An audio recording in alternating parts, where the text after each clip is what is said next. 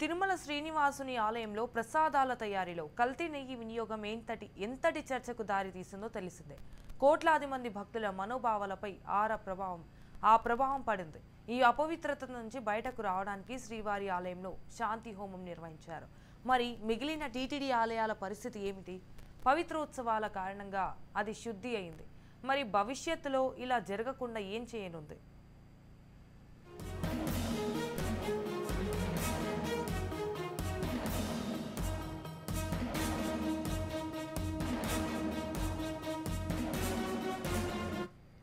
ఈ టెండర్ల ద్వారా కాంట్రాక్ట్ పొందిన సంస్థలు సరఫరా చేసే నెయ్యి మొదట తిరుపతిలోని మార్కెటింగ్ గోడౌన్ వస్తుంది. దాని నుంచి 3 శాంపిల్స్ తీస్తారు. వాటిని వివిధ రకాల పరీక్షలు చేస్తారు. తమ శాతం నుంచి స్టాండర్డ్ విలువ వరకు మినరల్స్, అదనపు రంగు, మిల్క్ ఫ్యాట్ వంటి అంశాలను పరిశీలించి ఆ తర్వాత తిరుమలకు పంపుతారు. తిరుమలలో మరోసారి ఇదే రకం పరీక్షలు నిర్వహిస్తారు. అన్ని రకాలుగా పరీక్షల్లో తగిన ప్రమాణాలు ఉంటేనే నెయ్యిని వినియోగిస్తారు. నిజానికి ఇది చాలా సంవత్సరాలుగా జరుగుతున్న ప్రక్రియ. ఈసారి మరిన్ని జాగ్రత్తలు తీసుకుంటున్నారు.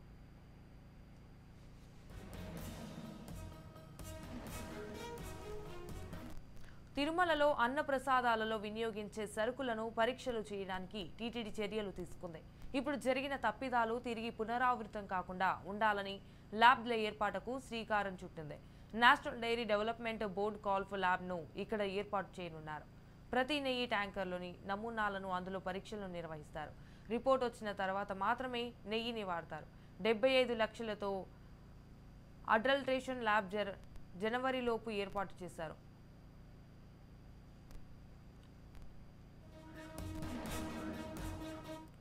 ఇక తిరుమలలో 18 మందితో కూడిన సెన్సరీ ల్యాబ్ ఏర్పాటు చేసి CFTRI మైనూరు నుంచి శిక్షణ పొందుతున్నారు. వీరు నెయ్యిలో రంగు, రుచి, వాసన, స్వచ్ఛతకు సంబంధించి రేటింగ్ ఇస్తారు. 0 నుంచి 9.5 వరకు రేటింగ్ ఉండగా కనీసం 7 ఉంటేనే దానిని వినియోగిస్తారు. Central food safety and security authority వాళ్ళు కూడా త్వరలో ల్యాబ్ ఏర్పాటు చేయనున్నారు. ఇప్పటికే ప్లేసెస్ను చూశారు. త్వరలో అది కూడా అందుబాటులోకి రానుంది.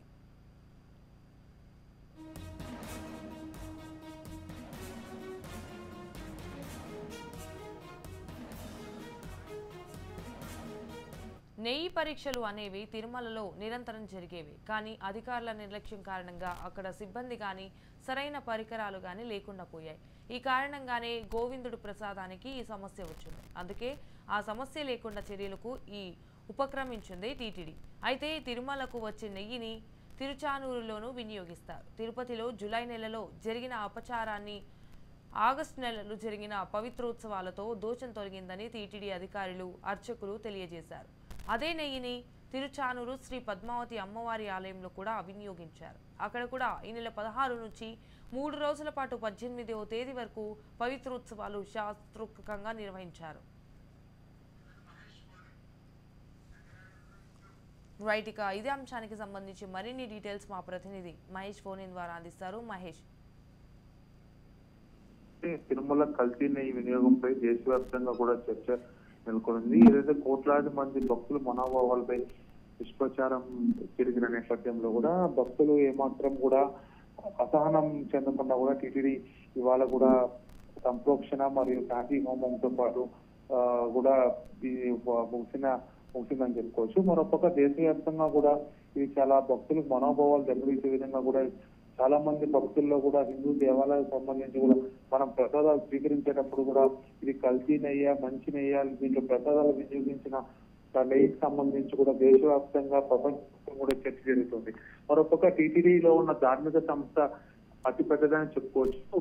ప్రపంచవ్యాప్తంగా 2వ ప్రసిద్ధిగా కలిగిన టీటీడీలో కూడా ఇలాంటి అపచారం జరగడంతో పాటు ఇతర దేవాలయాలకు సంబంధించి కూడా భక్తులకి చాలా మంది కూడా డౌట్స్ వస్తున్నాయి. సో మనం ఇన్ని రోజులు స్వీకరించిన ప్రసాదాల్లో కల్తీ ఏమాత్రం ఉంది, మనం తీసుకున్న ప్రసాదాలకు సంబంధించి కూడా నెయ్యి ఏ విధంగా వచ్చిందని కూడా భక్తులకి మనోభావాలు దెబ్బతీసినా కూడా ఈ చర్చకి దారితీసిన సాక్షాత్తు ముఖ్యమంత్రి 100 రోజుల ప్రోగ్రామ్ లో సంబంధించి కూడా సాక్షాత్తు ముఖ్యమంత్రి దీన్ని చెప్పడంతో దేశవ్యాప్తంగా, ప్రపంచవ్యాప్తంగా కూడా దీని చర్చను దారితీసుకుంది. దీనికి సంబంధించి కూడా గత పాలకులకు సంబంధించి కూడా ఈ నెయ్యికి సంబంధించి కూడా దుర్వినియోగం చేశారు. భక్తుల మనోభావాలకు సంబంధించి కూడా వాళ్ళు ఇది చేశారు. లడ్డూకి సంబంధించి కూడా క్వాలిటీ తగ్గించారు, ప్రసాదాల నాణ్యత కూడా తగ్గించారు. వాళ్ళకి దైవం పైన కానీ భక్తి పరంగా కానీ టీటీడీ టెంపుల్స్ పరంగా కూడా వాళ్ళకి భక్తి లేదని చెప్పి కూడా చాలా దుష్ప్రచారం, మరి విభిన్న రూపాల్లో కూడా వాళ్ళు స్ట్రైక్ చేస్తున్నారు. దీన్ని మనం ఏ విధంగా చూడాల్సి వస్తుందంటే భక్తుల మనోభావాలు దెబ్బతీయకుండా కూడా టీటీడీ కొన్ని కఠినమైన నిర్ణయాలు తీసుకున్నది. ఏదైతే టెస్ట్ కి సంబంధించి కానీ టీటీడీలో ఒక వ్యవస్థను ఏర్పాటు చేయాలి. దీనికి సంబంధించి కూడా దాదాపు 18 మందితో కూడిన ఒక ల్యాబ్, ఒక క్షుణ్ణంగా పరిశీలించి ఒక ల్యాబ్ ను కూడా ఇంతవరకు లేదని చెప్పుకోవచ్చు. దీనికి సంబంధించి కూడా 18 మందితో వాళ్ళు ఒక ల్యాబ్ కూడా ఏర్పాటు చేసి నిరంతరం ల్యాబ్ టెస్ట్ కి సంబంధించి కూడా నెయ్యిని క్షుణ్ణంగా పరిశీలించి స్వామివారికి నైవేద్యం రూపంలో కానీ లడ్డు ప్రసాదాల రూపంలో కానీ అన్నప్రసాద రూపంలో కూడా వినియోగించాలని చెప్పి కూడా టీటీడీ గట్టి నిర్ణయం తీసుకుంది. మరొకటి దేశవ్యాప్తంగా చర్చ వచ్చిన నేపథ్యంలో భక్తుల మనోభావాలు దెబ్బతీయకుండా కూడా దీన్ని ఏ విధంగా టీటీడీ దీన్ని కల్తీ లేని నెయ్యి ఎంతవరకు సరఫరా చేస్తుంది, ఎంతవరకు ఇక్కడి నుంచైనా ఈ గవర్నమెంట్ కూడా ఎటువంటి ఇబ్బంది లేకుండా భక్తులకి ఎటువంటి కల్తీ లేకుండా నాణ్యంగా ప్రసాదాలు అందించే విధంగా ఏ విధంగా చర్యలు తీసుకుంటున్నా కూడా వేచి చూడాలి. మరొక టీటీడీకి సంబంధించి కూడా చాలా కఠినంగా కూడా ప్రతిష్టంగా కూడా వాళ్ళు తీసుకున్నారు. ల్యాబ్ కు సంబంధించి కూడా వాళ్ళు అతి త్వరలో జనవరిలో కూడా వాళ్ళు స్టార్ట్ చేసి దీన్ని కంట్రోల్ చేసి నాణ్యత ప్రమాణాలు ఉండే విధంగా కూడా లడ్డు నాణ్యత పెంచి భక్తులకి ఏమాత్రం కూడా అసౌకర్యం లేకుండా గత 40 సంవత్సరాల్లో ఎలాగైతే ఉంది లడ్డు అంటే ప్రపంచవ్యాప్తంగా ఒక ప్రసిద్ధి ఉంది. చాలా మంది భక్తులు దాన్ని వెంకటేశ్వర స్వామి వాళ్ళ ఇంటికి వచ్చినట్టుగా భావిస్తారు. ఇలాంటి లడ్డు ప్రసాదాన్ని గత ప్రభుత్వం 5 ఏళ్ల పాలనలో దాన్ని కల్తీ చేశారు, నాశరకం చేశారు. లడ్డులు కూడా వాళ్ళు స్వయంగా తీసుకునే పరిస్థితిలో కూడా లడ్డు కుళ్ళిపోయే పరిస్థితి కూడా నెలకొనింది. మరోపక్క క్యూ లైన్ లో వేచి ఉన్న భక్తులకు కూడా అన్నప్రసాదాలు కూడా సరిగ్గా ఇవ్వని ప్రభుత్వం ఈ విధంగా దుష్చర్య చేశారని చెప్పి కూడా గత పాలకులపై కూడా భక్తులు చాలా మనోభావాలకి గురయ్యారు. చాలా మంది భక్తులు కూడా దీనికి సంబంధించి కూడా ఆవేదన వ్యక్తం చేస్తున్నారు. దీనికి సంబంధించి కూడా టీటీడీ ఇవాళ ఉదయం 6 నుంచి ఉదయం 10 గంటల వరకు కూడా శాంతి హోమం చేసి మొత్తం సంప్రోక్షణ కూడా చేయడం జరిగింది. మరొక లడ్డు కౌంటర్ సంబంధించి అన్నదానం సంబంధించి కూడా పూర్తిగా సంప్రోక్షణ చేసి శాంతి హోమం చేసి కూడా దీన్ని పూర్తిగా వాళ్ళు దోష నిర్ధారణ కూడా చేశారు. దోష పరిహారం చేసి స్వామివారికి కూడా వాళ్ళు సమర్పించుకున్నారు. గత ప్రభుత్వం చేయము, నెయ్యికి సంబంధించి కూడా క్వాలిటీ సప్లై చేస్తాము, లేకపోతే నెయ్యికి సంబంధించి కూడా మేము ఎటువంటి తప్పులు కూడా అయంగా దీక్ష హోమం చేయడం జరిగింది. మరోపక్క మనం వేచి చూడాల్సిన అవసరం ఉంది. ఈ లడ్డూకి సంబంధించి రాజకీయ రగడగా అయితే మారింది.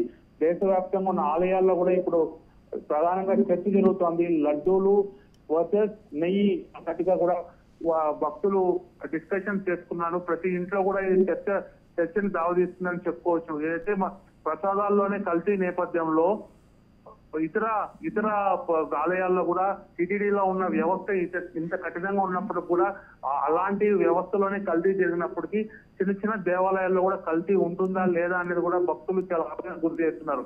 మరోపక్క ఇది రాజకీయ రగడగా కూడా మారింది. సాక్షాత్తు గత చైర్మన్ గా పనిచేసిన భూమన్ కరుణాకర్ రెడ్డి 1 గంట క్రితం కూడా స్వామివారి పుష్కరంలో స్నానం ఆచరించి సాక్షాత్తు వెంకటేశ్వర స్వామి అఖలాండం దగ్గర కూడా ప్రమాణం చేశారు. ఏదైతే నేను నా కుటుంబం ఎటువంటి తప్పు చేయలేదు ఈ కల్తీ వ్యవహారంలో, అలా గనక మేము చేస్తూ ఉంటే నాశనం అయిపోతారని కూడా ఆయన పేర్కొనడం జరిగింది.